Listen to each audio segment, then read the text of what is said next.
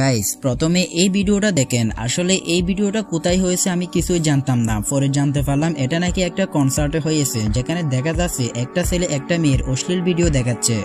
হয়তোবা তারা একসময় রিলেশন করতো। আর এই ভিডিওটা হাজার হাজার মেয়ে আপলোড দিয়ে তারা বলতেছে, ক্যাপশনে লিখতেছে, পুরুষ মানুষ নাকি বিশ্বাসের অযোগ্য, এরা নাকি কুত্তার চেয়েও খারাপ।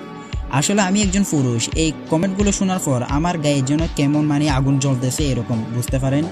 তো আমার একটা কথা হচ্ছে, বোন আপনিও একটা কোনো না কোনো একটা ঘরের মেয়ে, আপনিও আপনার বাবা ছাড়া পৃথিবীতে আসেন নাই, হয়তোবা আপনার বাবাও একজন পুরুষ এবং আপনার ভাইও একজন পুরুষ। আপনাকে কি কেউ বলেছিল সব পুরুষদেরকে টেস্ট করতে? আপনি কি সব পুরুষদেরকে টেস্ট করেছিলেন? আর হ্যাঁ, আপনাকে কেউ বলেছিল গোপনে ওই ছেলেটাকে তোমার অঙ্গগুলো দেখাতে?